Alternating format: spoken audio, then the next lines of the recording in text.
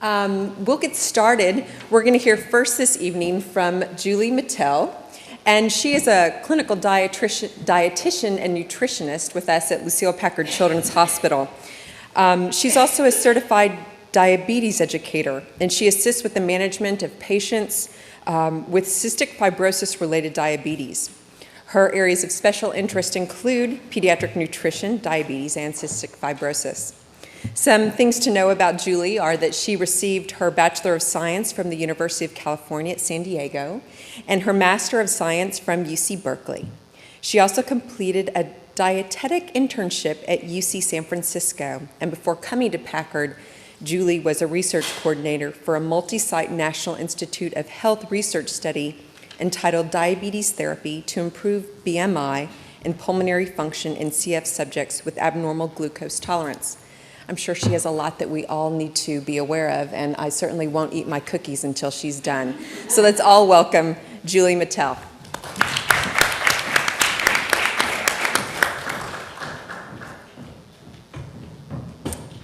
It's so nice to be here this evening, and please eat your cookies. Go right ahead. Thank you.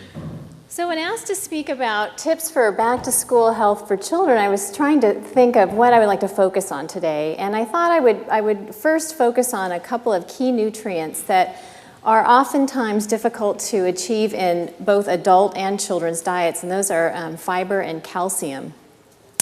And I wonder how many of you know how many grams of fiber a day an adult should aim for? Does anybody have an idea? Yes? I think it's 10. Okay, you're a little off. Yep, higher. Come on, another answer.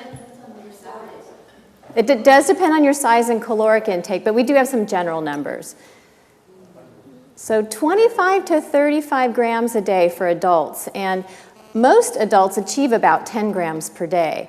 So for children, between the ages of 1 and 3, we recommend 19 grams of fiber a day. For children 4 to 8 years old, 25 grams. And there's a handout out there that I have that has this information on there. So you can see that this may be a little bit difficult to achieve if even the recommended amount for adults has been daunting for many individuals. And so I've put out here on the table some options for, I was thinking it would be nice for you to have some ideas for packing lunches for kids, for breakfast time, and for snacks that would be optimal fiber sources. So I have a couple of breakfast cereals here that are very good with fiber, and what you want to try and look for on the label is more than 3 to 5 grams of fiber per serving for kids. And if you try and stick within that range, that gives them a good start for the day. This is just the Quaker oatmeal oat squares. My kids love these.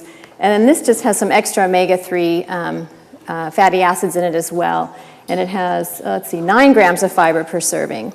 Some other good fiber sources for kids, beans, right out of a can if you'd like. You can just rinse these off and put them right in a little Tupperware container for your kids or grandkids to carry with them to school. My daughter eats these right out of the container. She loves them. Another idea is to pair them with some whole wheat pita bread. If you send this along with the beans, they can put that in a little pocket, add a little shredded cheese, and they have a little mini bean taco. So another good idea for fiber sources. Also, naan breads, or these are breads from India. These have about 5 grams of fiber per serving. Great for sandwiches, for turkey added to this, or hummus. So these are really great ideas for snacks and foods. For kids that may not like the major whole grain breads or whatever, there's also options for like Fig Newton bars are significant in fiber, or Tiger Milk bars, for example, can be good options. And of course, I don't want to overlook fresh fruits and vegetables. You always want to serve plenty of those for breakfast, lunch, and snacks. I also like dried fruit. This can be a really good source of fiber. These are dried mangoes or raisins as well. So that's just a little bit about fiber and how to sort of add that to your child's diet. The other nutrient that I mentioned that can be lacking is calcium. And for children between the ages of 1 and 3, we recommend about 500 milligrams per day of calcium. For kids 4 to 8, that's about 800 milligrams. And good sources of calcium, I'm sure you're all aware, are the dairy foods. So milk, yogurt, and cheese are the best sources of calcium. And not only are they the best sources, but they also pack the best absorptive bundle for calcium with protein and lactose along with it that helps calcium's absorption. And some ideas for lunches and snacks and such are, I like these little smoothie drinks. What I do is I freeze them for my kids, and that way by the time they're ready to eat lunch, they're defrosted but they're cold. So that's one way to do it. Also the Go-Gurt yogurt containers are good, and those are good frozen, or they also can defrost by lunchtime and still remain cold. And then this Horizon organic milk is good. You don't even need to refrigerate this, and you can send it along with your kids' lunch. And all of these have about between 250 and 300 milligrams of calcium in them. And a child really needs to get at least 3 good sources of calcium a day to meet the requirements. Some of the energy bars, too, have some added calcium, which is good, and the fortified cereals do as well. So these are some good calcium sources to build strong bones and can be packed along with lunches. In terms of lunches in general, too, soups can be a good thing. I have 3 kids, and one of the 3 is really picky. And so trying to find options, and he was so excited to start kindergarten because he said, "Mom, I can have peanut butter and jelly every day." So I said, "Great, Austin, we'll pack you peanut butter and jelly every day." So by the 5th day after kindergarten had started, he said, "No more peanut butter and jelly." So I'm like, great, now what? What am I going to think of next to put in his lunch? And then I came up with the idea of soups. He likes soups, and this is Elmo vegetable soup. It's a good source of calcium. It has, actually I should say fair source of calcium, 40 milligrams, but it does have 3 grams of fiber and lots of vitamins and minerals. And you can send it in one of these containers.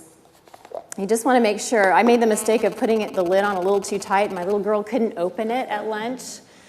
So you just don't want it. You microwave it for about a minute, and then put the lid on and send it to school. And the top has a nice little spoon.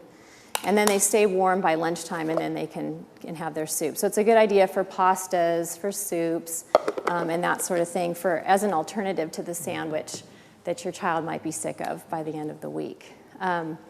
So many of you, the last thing that I really wanted to focus on in terms of nutrition was tips for picky eaters, speaking of my son Austin. Because while these things are wonderfully healthy and great to send your kids to school with, will they eat it?